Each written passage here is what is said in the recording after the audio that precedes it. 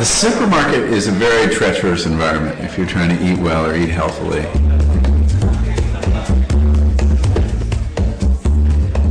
It's a very sophisticated landscape that's been designed to extract as many dollars from your wallet as possible. Everything from the music, the number of beats in the music you hear, to the location of products on the shelves, to the layout of the whole thing is designed to get you to buy as much as possible. So, for example, the milk will always be the maximum number of paces from the door. And the reason is that most people want to go get a quart of milk and they want them to pass as many other things on the way as possible. So the path to the milk will have many, many temptations along it. The height of items in the supermarket, eye level, is the most profitable items, the highest markup. Lower profit items that might be better for you are at the bottom. So you'll always see the highly processed cereals up here, maybe the oatmeal, less processed, less profitable down here. In general, the supermarket is laid out so Whole Foods are on the perimeter. By Whole Foods, I mean unprocessed real food, whether it's produce, milk, fish, meat. And in the middle is the most profitable, highly processed junk food. So one way to navigate the food market, if you're concerned about your health and you're trying to avoid eating a lot of junk, is try to shop along the edges and try not to go into the middle, or go into the middle as little as possible, and you'll do a lot better. Okay, so what are we doing today? We're doing shopping. Yeah, we're doing shopping. So it's good to have a guide to shopping. So he's a professor of journalism at University of California. Also a food writer and activist. Okay, but a few weeks ago we looked at the global Fortune 500 global, and number one in 2005 was not Asda but Walmart. And then we noticed the big changes between 2005 and 2010. Obviously, 2007 and 2008 were in between, and they had a massive impact.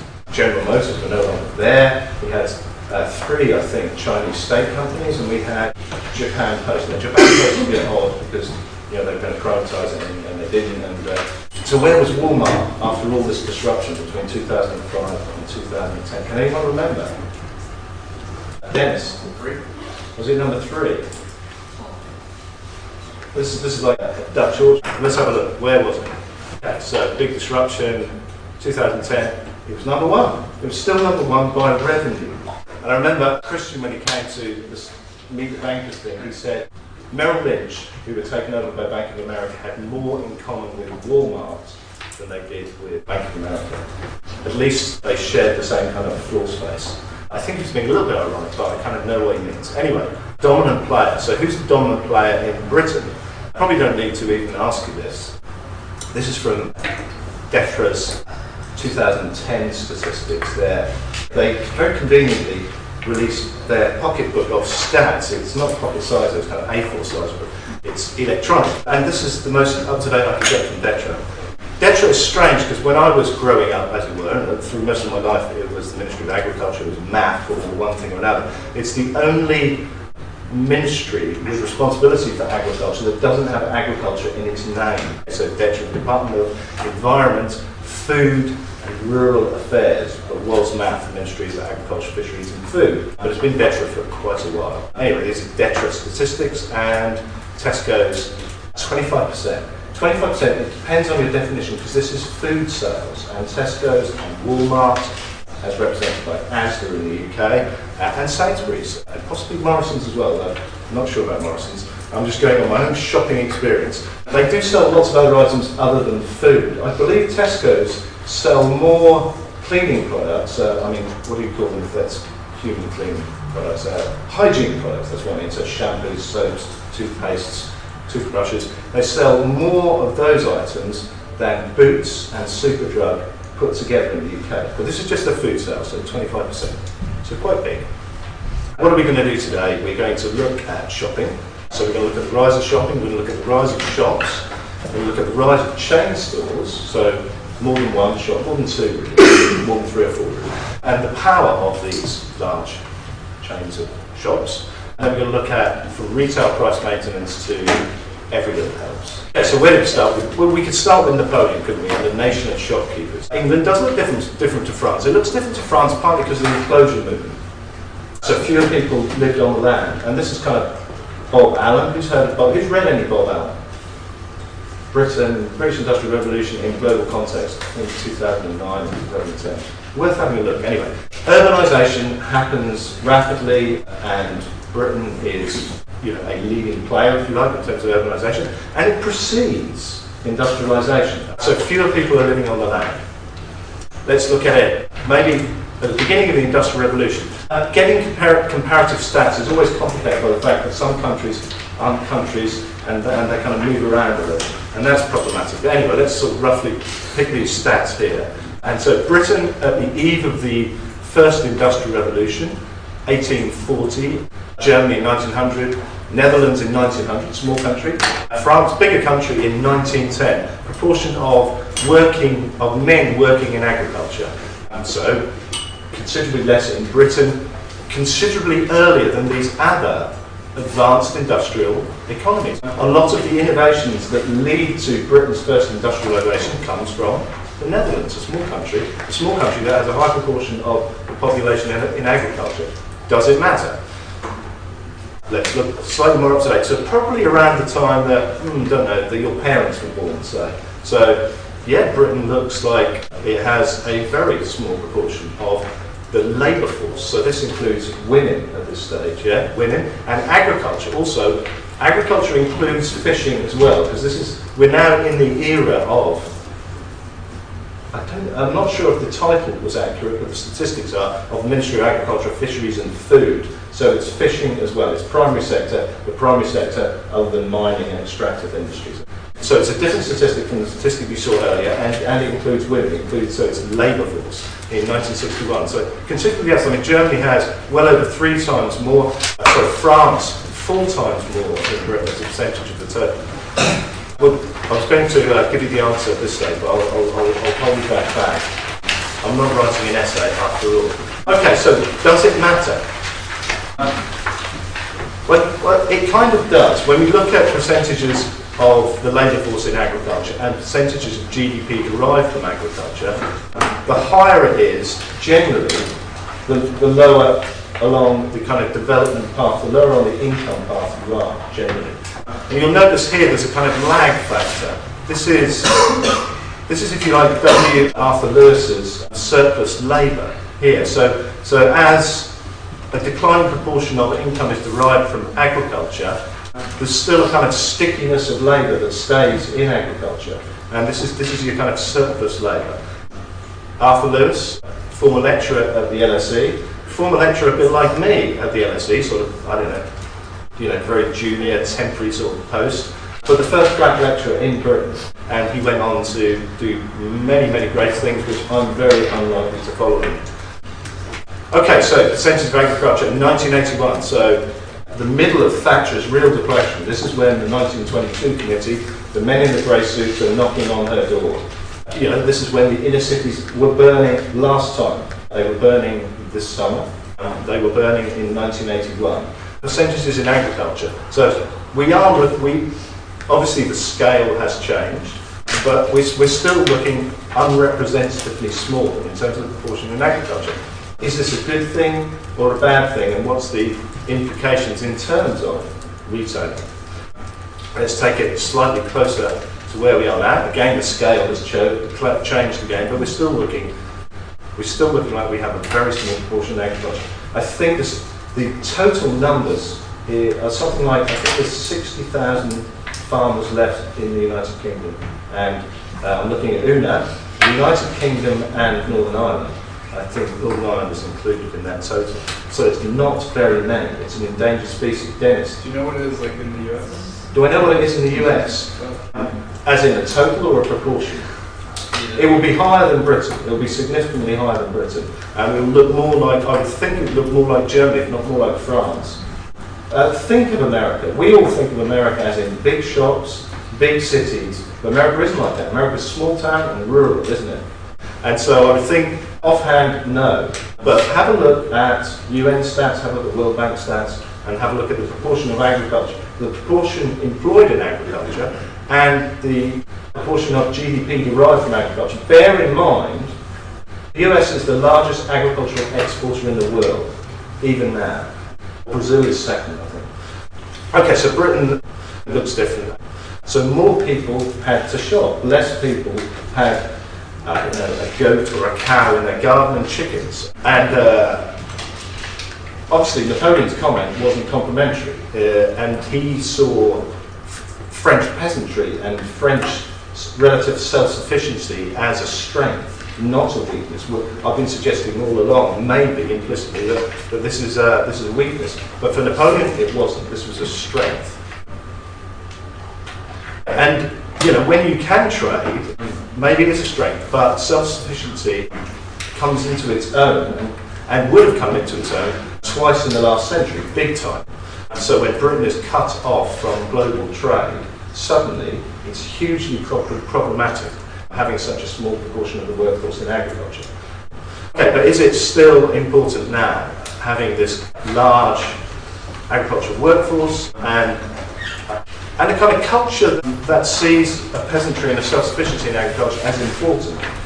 Having said all this, Carrefour are big, are they not? I mean, I think Walmart might be the biggest. I believe Carrefour are maybe the second largest in the world, okay, French chain of suppliers. But when you're in a Carrefour, or at least a Carrefour in France, and you're looking along the aisles of certain items, particularly items that French agriculture does well, you will struggle to find non-French cheeses, you will struggle to find non-French wines. Okay, so food imports. Is it all just about economic efficiency? So in 1962, again about the time that your parents were born, Britain is highly dependent. Look at the Netherlands. The Netherlands is a tiny country. France is a big country. You'd expect France, having a similar or smaller population than Britain, but being about 3 or 4 times as big, yeah, to have this kind of ratio of this proportion of imported food. And Britain is huge, but Germany and the Netherlands are unusual maybe. The Netherlands is a very small, but the Netherlands has very advanced agriculture. Most of Britain's agricultural innovations, like its banking innovations, we talked about Dutch East India Company, we talked about joint stock companies, and those being Dutch innovations that Britain used successfully and globally. Well, agriculture also. Okay, but Britain is small, densely populated, highly urbanised, and with good transport links. And it's had good transport links for a very long time, good transport links to its dense urban sectors, which means that shopping is relatively easy, and supplying shops is relatively easy. And home production, we're an island, we're a trading nation. Bob Allen again, the British Industrial Revolution in global context, trade is important. So home, it makes imports relatively, in almost a Ricardian sense, relatively cheaper. Maybe Napoleon was wrong though. England wasn't a nation of shopkeepers because there weren't shops, but it was a nation of shoppers. And maybe we still are a nation of shoppers. But shops take a while. I mean, we all take shops for granted, but it's relatively recently that the word is kind of stationary, permanent, open every day outlets. I mean, these derive from weekly markets, and early on, you need to have reached a significant level of economic development to be able to have that kind of fixed investment in a shop that's open every day. You need a density of population. And they were generally family run, and they were single shops, and each shop ran one. And mostly, they looked very much like the markets that they replaced, the weekly markets they replaced. And they sold everything. As you go to more peripheral areas, and I mean that in a geographical sense, I suppose, rather than an economic sense, that it does have economic implications. You will find that the shops do likewise. So if you go to the Outer Hebrides, if you go to South Uist or Barra or the Isle of Lewis, some of the shops will look like old-fashioned shops. They will sell everything from a pin to an anchor. And some of them will be like the first shops. They will be cooperative shops, because it doesn't make economic sense to be able to supply these shops profitably, or profitably enough maybe. Okay, but as the towns grew, shops began to specialise in the Wiltshire paper and candlestick maker. I can't remember how that nursery rhyme goes, but I remember doing it with a dandelion. And these kind of individually owned shops began to be replaced by chain stores. Again, mostly non-food though.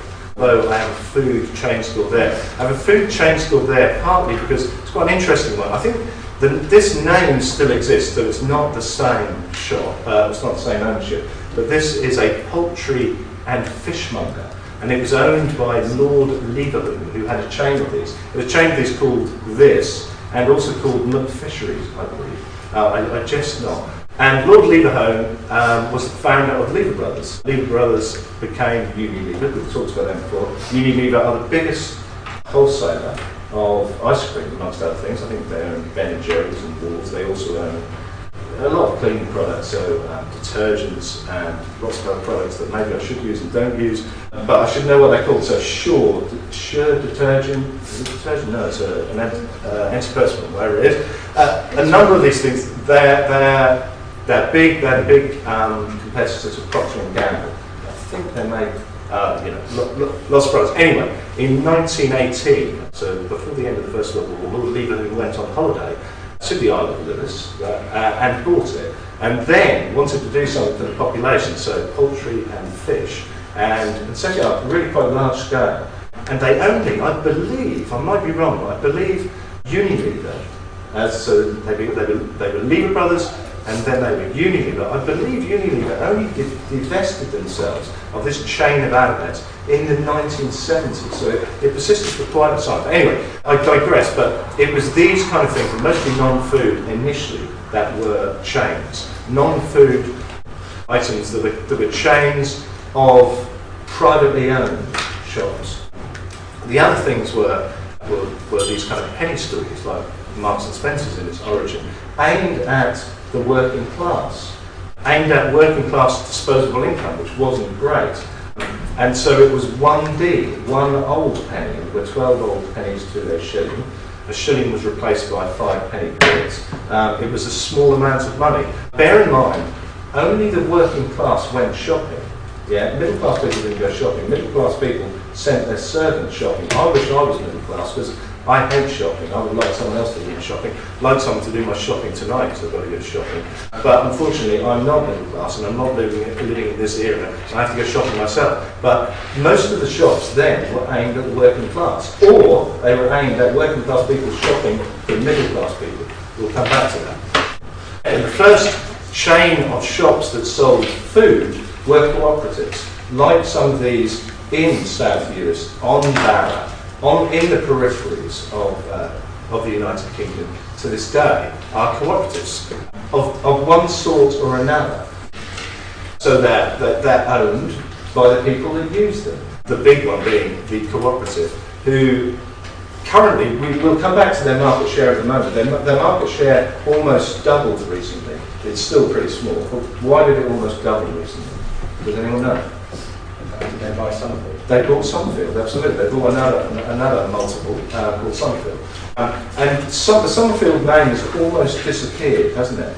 So in their final year of existence, I believe they won BBC Radio 4's Food and Farming Retailer of the Year Award, Summerfield. Partly because they don't do what the other big ones do. They allow their local managers to have discretion in their purchasing, whereas Tesco's, Sainsbury's, Asda will have central purchasing. Just because you live in a dairy producing area doesn't mean you're going to buy local cheese, for instance.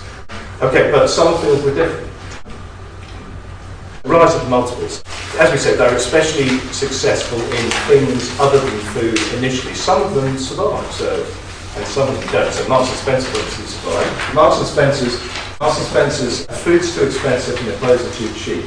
That's the problem with Marks and Spencer, or part of the problem with Marks and Spencer.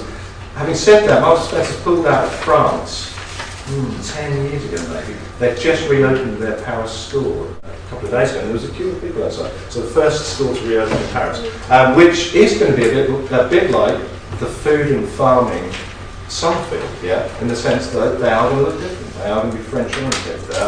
They are going to have central purchasing. They're not going to look like Marks and Spencer's in Richmond.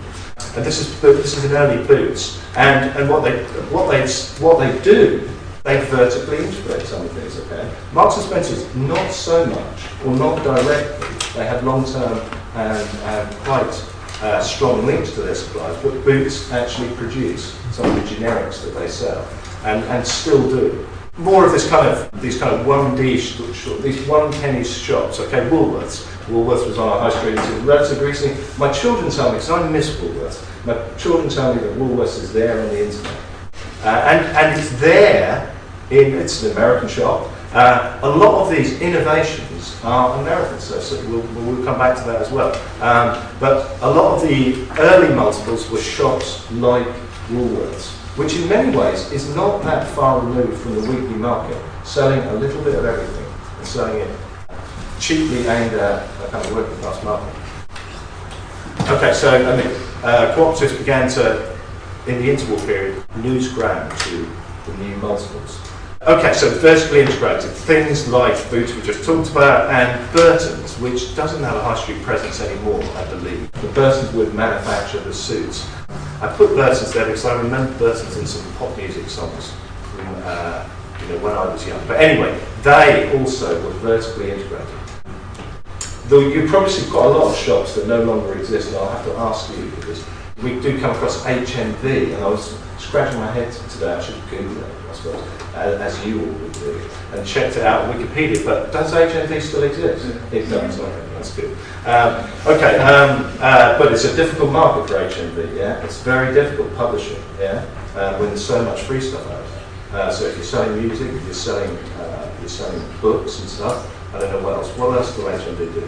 They were Waterstones as well, or are they not?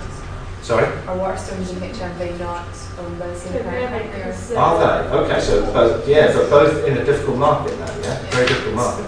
Okay, so the post-war period, this is when the food thing becomes important. And it becomes important for something we'll get to towards the end, but something we came from when we were talking about mergers and acquisitions. It's partly a legislative change. The relationship, the change in the power relationship between producer and retailer is partly to do with legislation. It's also partly to do with an end of shortages. A lot of this period, so we're looking interval period, the war, and then the early post-war period, where the problem is shortage. And the problem isn't the problem that we have more recently of overabundant supplies and competing through advertising. So the 1960s, we start looking different, and we start looking particularly different, again, compared to our peers in Europe and compared to America, in terms of how dependent we become on these multiples, these chains of supermarkets. So this is very early on, this is 1960. This is before some of the legislation that I'm talking about, but already Britain looks very different from the US, where it's taking its retail model from, it's taking its self-service model from, it's taking its central distribution ideas from. Britain is more dependent than anyone else on chains of outlets rather than independent stores. As early as 1960. And if we bring it up to date there, this was last year when Sir Terry Leary left Tesco's. And you've probably seen it, so I've just cut and pasted this from one of the newspapers coming up. £1 in every 3 is spent on groceries is spent in Tesco's, and last year, so this would be 2009, the number of stores that Tesco opened, so 200 new stores. I brought this in, we'll come back to this, but this also relates to what the guy was talking about in the video earlier on, ready foods. The ready food market, where there's a high value added, the most profitable market, is the big growth area. So this is just one particular item, probably not the biggest growth item. So that year, so this is 2009, the growth in ready-made soups. An innovation that was, I suppose, canning first, and then a kind of upmarket packets by small producers that were then swallowed up, like Covent Garden soups. And now that the growth in that year was 60% growth. These are really high profit items, but very easy to produce yourself. The growth of chains in Britain. After the 1970s, it increasingly becomes food. Food becomes the big thing, and that's partly for reasons that we'll go into. This is your 1 minute break there, if it starts. It's for you the same day as yesterday. It seems to just like a clock. Time is gone to the lose more fewer players. You always go by and look. I just love that. I googled, I wanted some pictures about the dominance of the multiples, and that came up. I couldn't believe it. It was unbelievable. I just couldn't stop laughing. I had to watch it 3 or 4 times and show it to everyone. Okay, so explaining the multiples. Extreme shopping, I think we should call it. Okay, so we'll look at mass markets. Sorry, that was your 1 minute break though. We didn't need to concentrate on that. I suppose we could learn certain wrist actions that might be important next time we're shopping. It would make shopping more interesting. So we're going to look at, briefly, we're going to look at mass markets, mass production, branding, packaging, mass distribution, the rise of the car ownership really, the rise of advertising, and the rise of computerized stock systems. I must come back to that, because I don't think I've got much of a slide on that, so I need to talk about that. Okay, so we talked about class and shopping, and purchasing power is relatively small. Yeah, the really big rise is in the interwar period, with working class purchasing power, but also the rise of the middle class. Bear in mind, the interwar period is not all depression, and it's not depression for the southeast, and it's not depression for the southeast and the Midlands, and all of these kind of archetypal suburbs, like where I sadly live. I never thought I'd live in the suburbs. I thought the world was either urban or rural. Unfortunately, it's not. Anyway, where I live, in Richmond, is the archetypal suburb built in the interwar period. And these areas were booming with a new middle class, a middle class that had spending power but didn't have servants, squalid little semi-detached houses with no room for servants, and which meant that you had to shop yourself. So this leads to the rise of multiples. And there is this kind of rise in affluence, and people can afford other things other than food. Bear in mind, when we were talking about the supermarkets, the profitable items are the value-added items. Well, the profitable items are all the other value-added items that they sell as well as food, yeah? So it's all the stuff in the centre, but it's all the stuff in the periphery that isn't food. And these which don't look laughable when we think about these as luxuries, and these are standard, but in the interwar period these were luxuries, but increasingly they were trickling down and being sold in multiples. This is wrong, by the way. What I meant was it's cheaper. It's not until 1947, not more profitable. It's not until 1947 that it's cheaper to buy clothes than making yourself. But I still grew up, I mean, I'm a million years old, as old as your parents, so I still grew up in an age when my mother made my clothes, and most people were like that. And bear in mind, the Industrial Revolution in Britain, the textile industry in Britain, was about cloth. It wasn't about clothes, it was about cloth. It was about cloth and thread. We didn't really do the clothing thing that well. Okay, branding. Okay, so suddenly you're not buying from a baker that you know and you trust. You're buying from an anonymous place. And so the need of branding for established products in established markets, but also the need of branding for new products. Just one little aside on the Chorley wood process. Does anyone know what a Chorley wood process is? So something like 85 or 90% of bread in Britain, something like 60% of bread in France is now made using the Chorley wood process. Do you know what that is? Well, Chorley Wood's a place in Buckinghamshire. It happens to have an agricultural research station there. The problem was British wheat and being dependent on Canadian wheat, American wheat. American wheat is called in the terminology of farming and possibly baking. I don't really know much about baking. It's called hard wheat because it's got high protein. To make bread, you need, you know that if you go around the supermarket and do what he said, go around the edges and find the real food, you will find flour there at the bottom of the shelf because there's no profit in it. And you'll see self-raising flour, plain flour, and strong flour. Strong flour is hard wheat. Comes from hard wheat. It's got high protein. Therefore, it rises. When you add yeast, it rises. The problem in Britain is we don't have reliable weather. We can't grow hard wheat. Before we were dependent on Canadian wheat and American wheat, we were dependent on wheat from Eastern Europe.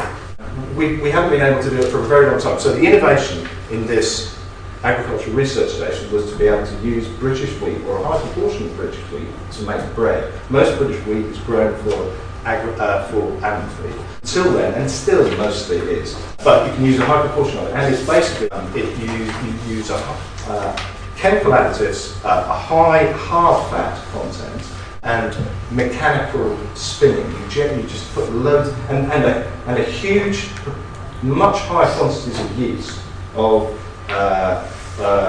anyway, we won't go into particular yeast, but use a much higher quantity of yeast.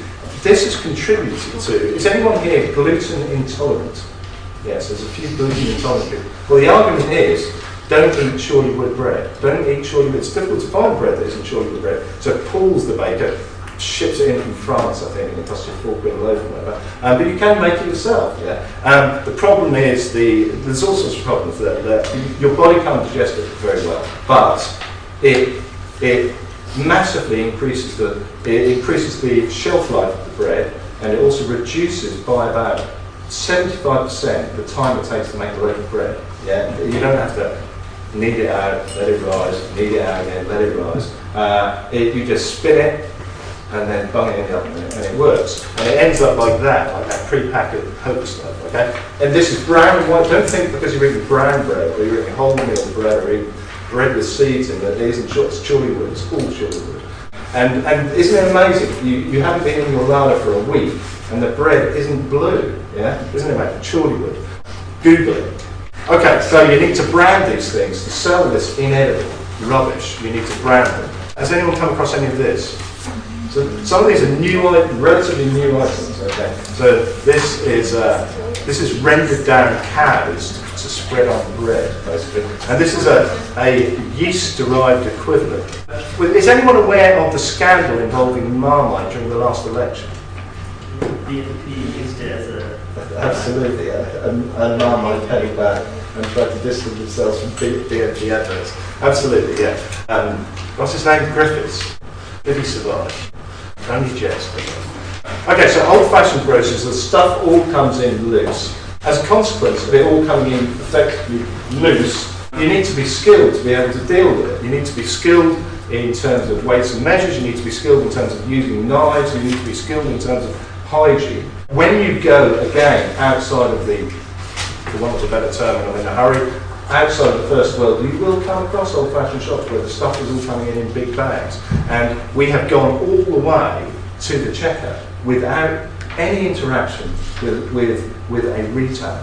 Okay, so they're now, this is the kind of IKEA school of business. They get highly paid, high labour costs workers to assemble their stuff. We're doing the job of the retailer. So they completely, anyone that's left there is completely de-skilled, including, we talked about the management of Summerfields and the management of other integrated, well, Summerfields was unusual until it was taken over by the co-op.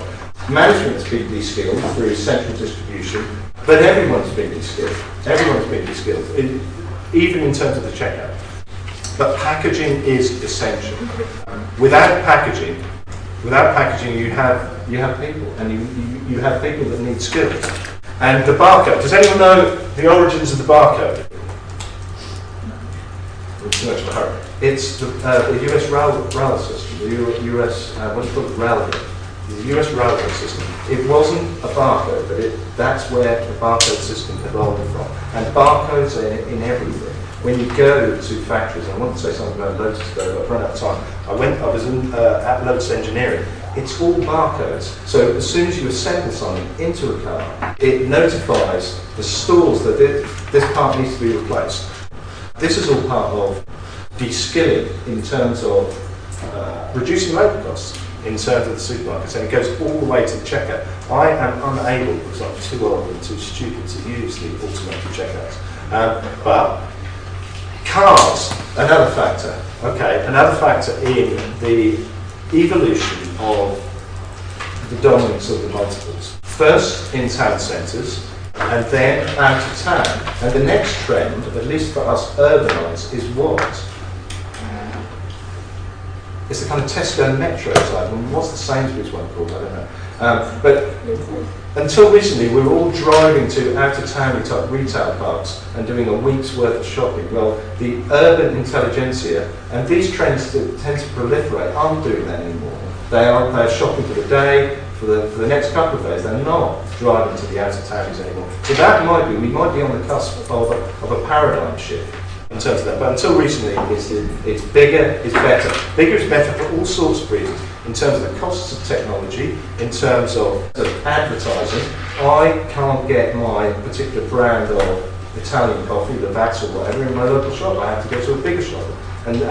And it's things like this that drives the bigger shop can have a bigger range, has a bigger turnover. It can stock a large amount of perishables. Bear in mind, most of these things, all of these things, nearly, including the clothing, I suppose, is perishable. Perishable in the sense that they go out of fashion. One of my students was telling me that she works for, okay, we haven't got time for this, but this is the advertising. One of my students was telling me that she works for cancer research, and in one of the shops, and she works in a posh area. I can't remember where, Chelsea or something. Anyway, the stuff in Chelsea, and it's a bit like this in the big. So this is the perishability of non-perishables. Okay, so the stuff in Chelsea in cancer research, second-hand shop, second-hand charity clothing store, stays there for 5 days. If it doesn't sell in Chelsea, it goes to Ealing. If it doesn't sell in Ealing, it goes to Isleworth. It slowly filters through the social to lower income groups. For Isleworth, don't know where I'm going to I'm not going to go any further. Okay, so post-war expansion. Bear in mind that it's not until Harold Macmillan, we've seen Harold Macmillan selling the family silver. It's not until Harold Macmillan, and you've never had it so good, that rationing ends in Britain. And all of these restraints are restraints on the growth of the multiples. And the multiples kind of grew despite this. Once this changes, then they grow very, very rapidly. Planning restrictions at all points. This was a significant constraint. Clearly, if Tesco's opened 200 new stores in Britain in 2009, it's not a constraint anymore. We'll think briefly about oligopsony, we'll think about retail price maintenance, and we'll think about oligopoly. We know what oligopsony is, don't we? That's me as a farmer being affected by the big supermarkets. They buy 99%. Recently I was beef and lamb, and if I wanted to sell it, I had to sell it to the supermarkets. I ended up doing something different. This sounds a bit train spotting. I ended up selling it to a particular brand, which we'll go into by time. But it's this is one of the potential problems. Store power. So Marks and Spencer's had a close relationship with Coats by Ella. You've read about this in Owen, I hope. But when Marks and Spencer's decide no longer to buy British products, that's the end. That's absolutely the end of the British manufactured textiles. Okay, and my children buy this stuff. I hope you've moved on from Jack Will's ridiculous stuff, fabulously British, made in China. Retail price matters. So we came across this when we looked at mergers in big business. Okay, the critical thing is that this is the change in the relationship between producers who, in a period of shortage, First World War, interwar period, interwar period changes a little bit actually, but then Second World War and post-war dollar shortage, rationing continues. Producers are king. And I don't just mean farmers, I mean Heinz, I mean producers of processed food. They determine the prices. And the justification of this, okay, so we also talked about this. So the number of things come in that are important for retailing. Restrictive Practices Act comes in. This is the first time, I don't know if you remember, that the consumer, the group of words, consumer interests are used in British legislation. The first time ever. This breaks the relationship, breaks the cartel. So, interwar period, war, immediate post-war, it's all cartels. This breaks that relationship. This is retailer and retailer price, we call it price fixing, price setting. It's a less pejorative term maybe. The important one for the multiples is this one here, the Resale Price Maintenance Act, which breaks the relationship, the price setting relationship between producer, whether that be farmers or industrial food processors, Heinz, and the retailer. Suddenly the retailer can set their own prices. So big is beautiful, big is economies of scale, big pushes the small out. And this is the big monumental shift in Britain. And you can see what happens in terms of retail price maintenance. Okay, this is all about shortage. Maybe not that so much, but here, and particularly Second World War. Second World War, rationing continues, and then what happens in 1964? Well, it just it just drops completely because it's gone. We've seen in the first statistic that I showed you, power of Walmart, power of Tesco's. So we do have a few dominant players. Does it matter? The critics will say, yes, it does matter. It matters hugely. It matters in competition. It matters in terms of the consumer. It matters in terms of the environment. It matters in terms of choice. Others will say, well, these are innovators in a kind of Schumpeterian sense, and they are efficient. Britain is ahead of the game in this context, as we've seen throughout the whole lecture, in terms of the small amount of the workforce in agriculture, the small amount of GDP derived from agriculture, and the dominance of a few key players in retailing. Britain is just efficient. And maybe you need a level of size. This is in every other industry that we've looked at so far. China seems to be proved wrong, mostly. Yeah, it would have been better if textiles had been niche market players, maybe, and had tried to go down the Benetton route. Maybe it would have been better if we'd have done that and not tried to go down the fully integrated Chandler route. But maybe in retailing we have done it.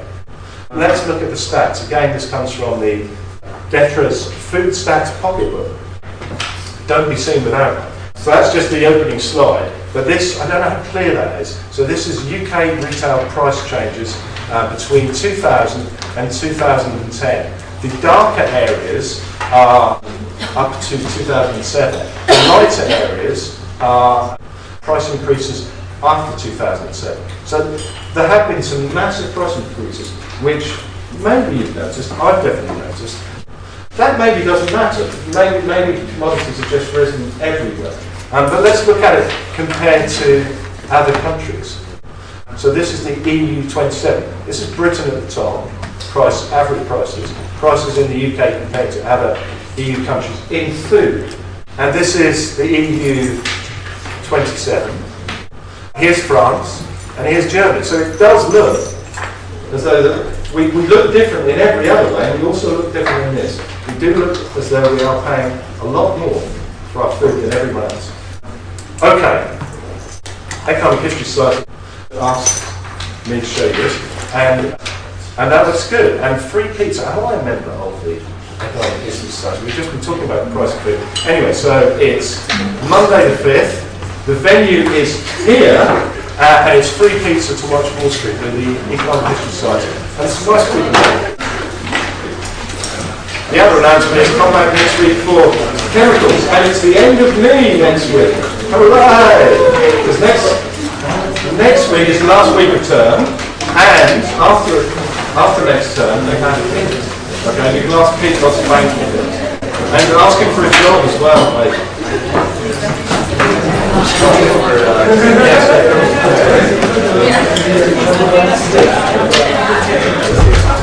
Do I have to read this